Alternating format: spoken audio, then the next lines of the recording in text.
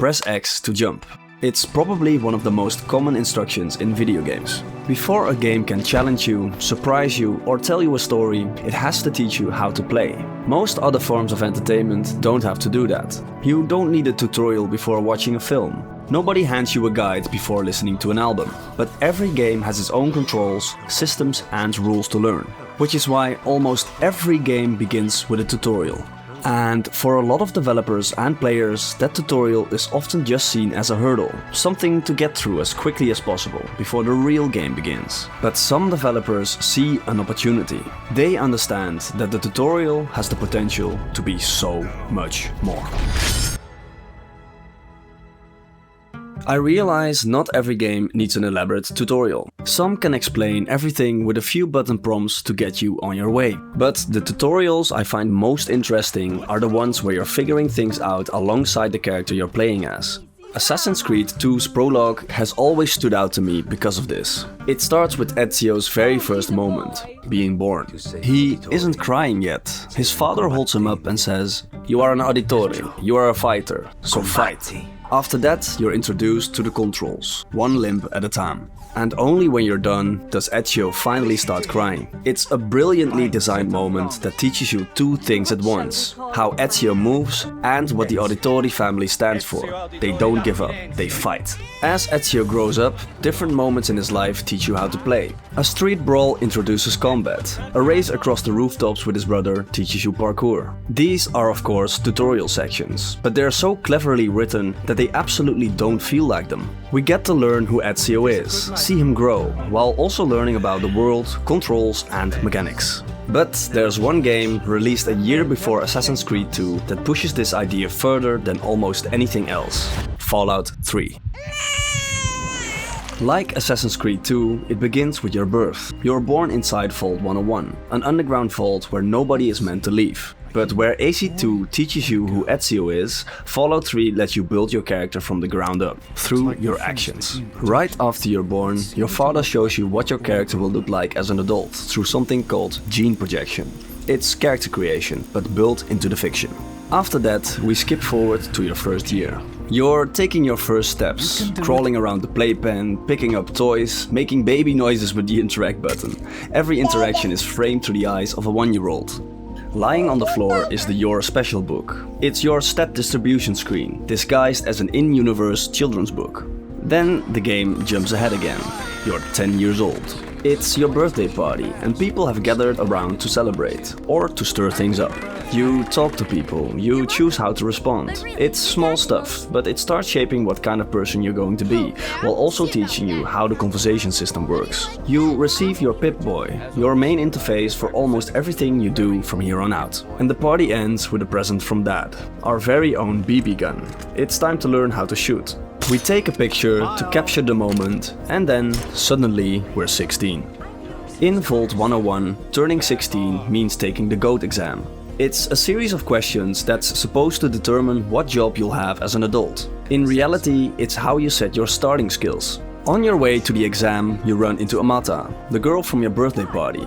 She's being harassed by the Tunnel Snakes, a gang led by Butch. You can deal with it in many different ways. You can ignore them, step in and join them, talk your way through it, or simply fight them all. You've got to be kidding me. Okay, you win.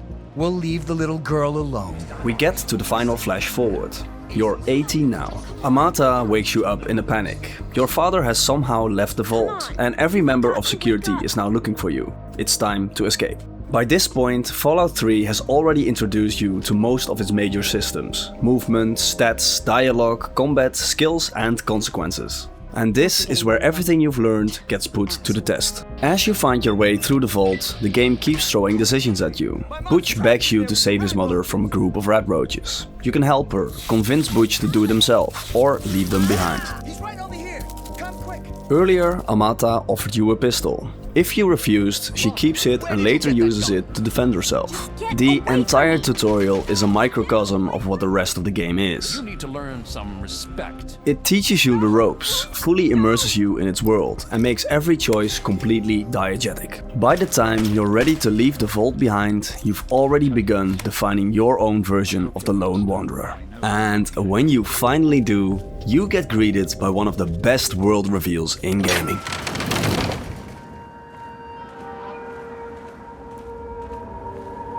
You've just spent an hour between thick concrete walls. Your character has spent 18 years there, and both you and your character are eager to face the capital wasteland.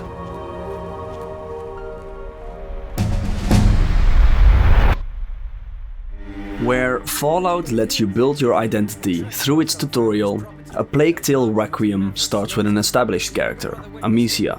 And there's a moment in its opening that has always stuck with me, built around a single button prompt. Mother, we need to leave now.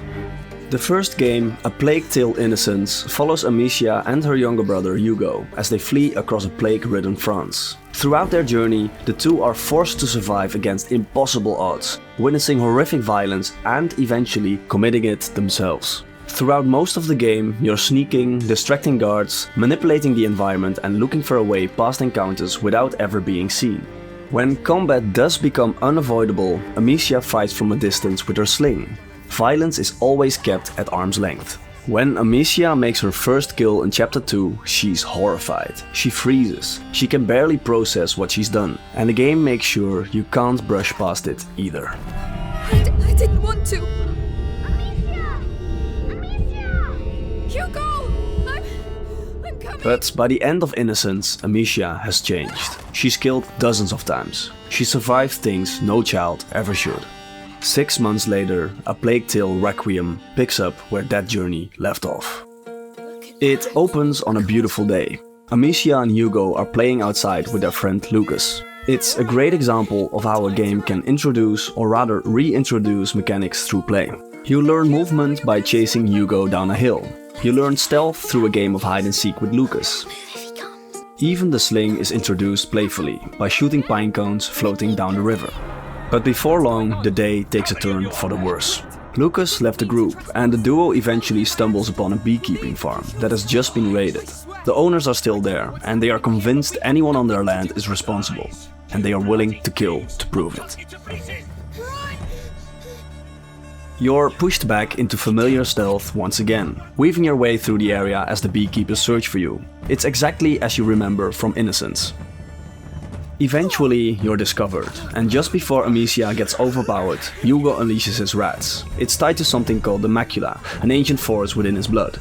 The beekeepers are killed, and Amicia never has to cross the line of taking a life up close herself.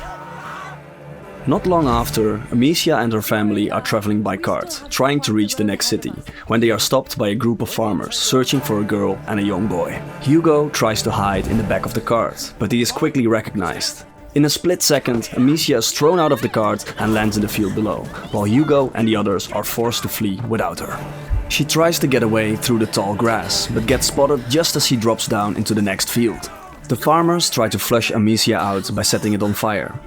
You killed my son! Burn it! No! She's driven into a nearby shelter as the fire spreads. The house!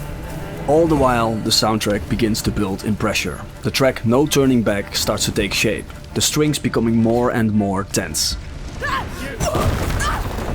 You dead witch!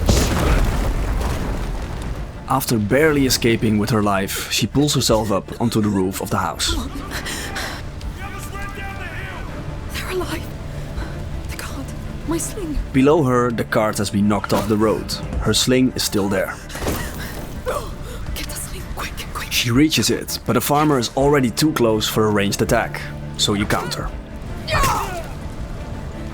A single button prompt appears on screen. It's not framed as anything special, just another input. But the music tells a different story. It's like the strings are resisting what is happening, but eventually something has to give. Bastards! You had to... No Turning Back becomes more than a track title here. Now this is what you get. Come on,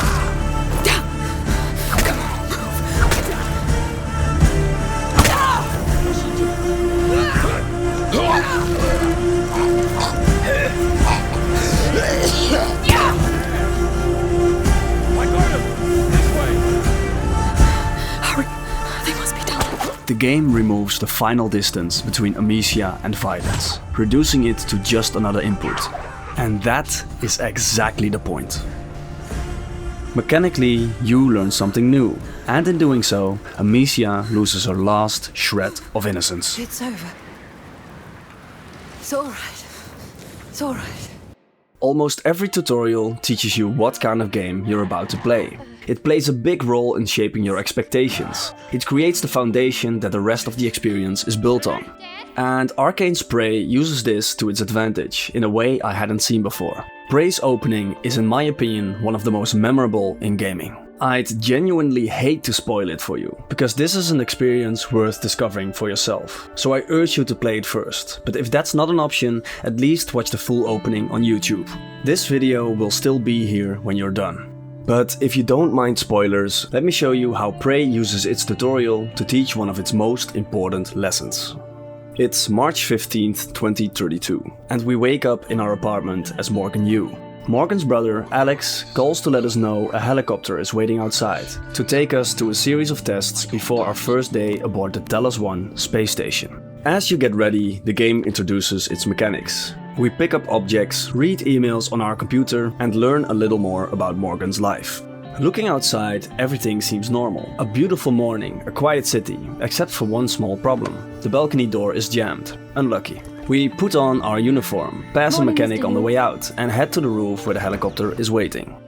We get a sweeping view of the city, listen to a great piece of music, and land on top of TranStar Tower. We meet Alex, who tells us we'll be in orbit next week, before sending us off to a series of aptitude tests. For Morgan, it's his first day at work. For the player, it's the tutorial. Morning, Morgan. We have to perform a series of tasks that feel a little off, and the reactions of the researchers don't exactly help either. First, we are asked to move some boxes off a circle. Then we are told to hide, despite there being nowhere to hide except a single chair in the middle of the room. After that, we have to press a button as quickly as possible, before answering a series of questions. While filling in the answers, the lead researcher requests a cup of coffee. Before his colleague can even bring one in, another cup suddenly appears on his desk. The cup transforms into a shadowy creature, killing the researcher instantly. Before we can even react, the room fills with knockout gas. Good morning, Morgan. Today is Monday, March 15th, 2032. We wake up in the same bed again, same apartment, same day. At first, everything seems normal, but the phone never rings. When we check our computer, the emails tell a different story. This isn't the morning we thought it was.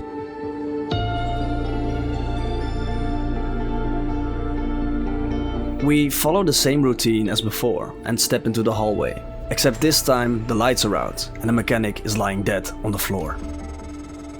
Hello, Morgan. It's time we spoke. My code name is January. You're not dreaming. What happened yesterday was real. If you want to know what's going on, first, you need to get out of your apartment building. You're not safe. But leaving is easier said than done. Every door is locked and there's no clear exit in sight. And this time there's no tutorial prompt telling you what to do. And this is the moment I fell in love with Prey.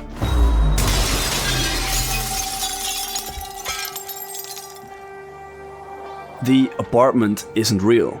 The city outside isn't real. The helicopter never took off. You've been aboard Talos 1 this entire time, surrounded by something called looking glass displays, a technology capable of creating illusions so convincing that you never think to question them. Besides being an incredible reveal, I absolutely love how you discover it. You have to put 2 and 2 together yourself. You pick up the wrench, but the game never tells you what to do with it. You have to realize you can use it to smash the glass. Up until that point, the tutorial has always been straightforward. Just follow the instructions. But here, for the first time, the tutorial takes a step back and lets you figure it out on your own. And that way of thinking becomes essential for everything that follows. One of the most prominent enemy types is the Mimic, an alien life form capable of disguising itself as almost any object it wants. The mindset from the opening now becomes the foundation of the gameplay itself. The tutorial leaves you with the question at the heart of Prey. Who and what can you trust? Ready for your first real view of the world? Of course, there's no perfect way to do a tutorial, but the most memorable ones to me understand that teaching the player can be part of the storytelling itself. They can let you define your character while learning the systems. They can use a new mechanic to show how a character has changed. They can nudge the player toward discoveries of their own. That's the difference between a tutorial you just complete and one you remember. And that's the video. I'd love to hear about your favorite tutorials in the comments down below. If you want to see more videos like this, a like and a subscribe would go a long way. A massive thank you to my Patreon supporters, as always. Your support means a lot and helps keep the channel going. If you want to join them, the link is in the description. Alright, that's it from me. I'll catch you in the next one. Peace!